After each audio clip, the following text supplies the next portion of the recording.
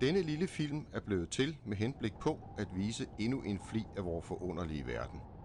Lige fra fødslen er vi blevet fortrolige med luften og dens væsen. Det er noget, der helt naturligt omgiver os.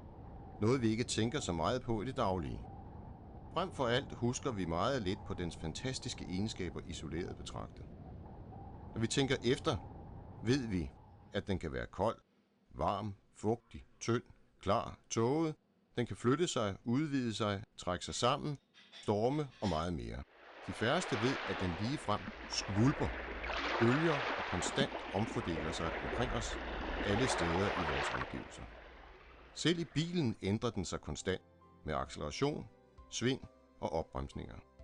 Prøv at forestille dig luftens underholdning, du ser i filmen næste gang du kører bil.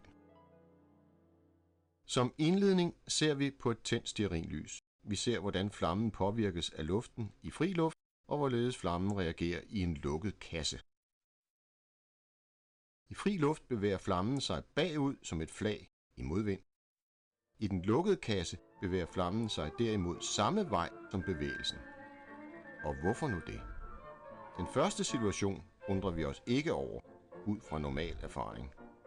I den anden situation opstår der et højtryk bag flammen i stedet for normalt under flammen.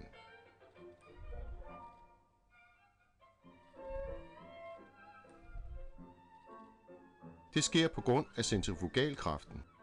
Luften slynges modsat bevægelsesretningen. Da flammens top er varm, brændende gas, som er mange gange lettere end luften, vil flammen presses hen imod lavere tryk, altså den side af kassen, der er i bevægelsesretningen.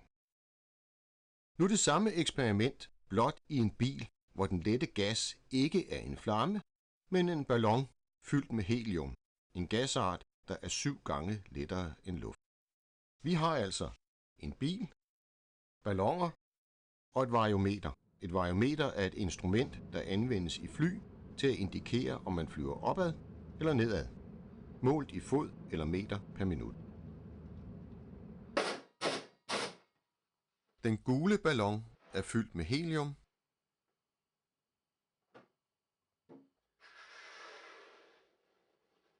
og den blå ballon er fyldt med almindelig luft.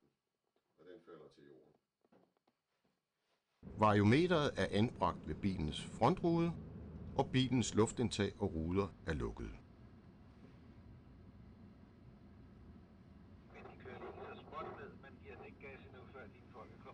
Snoren på den gule heliumballon er hæftet i bunden af bilen, og den blå luftballon er hæftet i taget. Okay, så gør vi det. Under acceleration presses heliumballonen frem, og den blå luftballon bagud. Kraftigt venstresving. Den gule ballon presses ind i drejet, og den blå udad. Den gule heliumballon gør altså det modsatte af det, vi er vant til at opleve, og den blå gør det, vi forventer.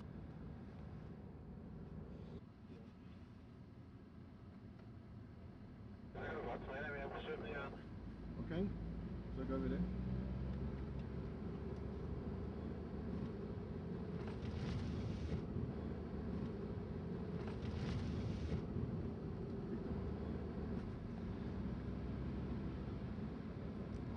Og så kommer der et sving her den vej herovre også.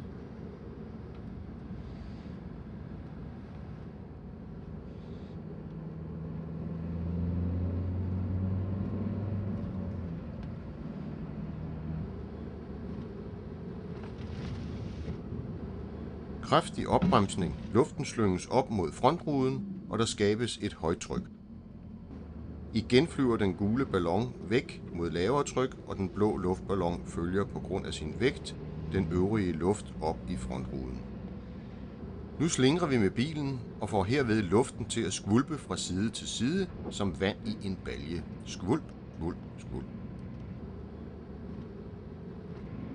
Kan vi tage den her? Acceleration. Variometers viser peger op, og trykket falder. Luften flyttes bagud i bilen. Vi flyver op. Kraftig opbremsning, og viseren peger nedad. Trykket stiger, og vi flyver nedad.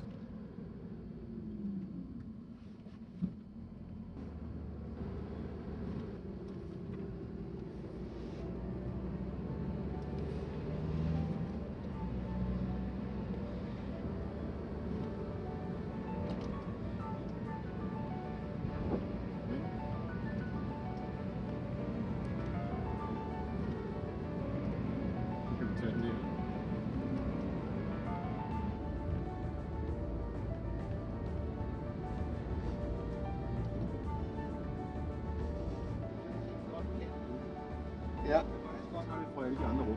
Og det virker. Der er mange. Ja, ja, ja. Men det er noget med lufttryk og fordeling og så videre. Så det er meget skægt. Ja, det er skægt.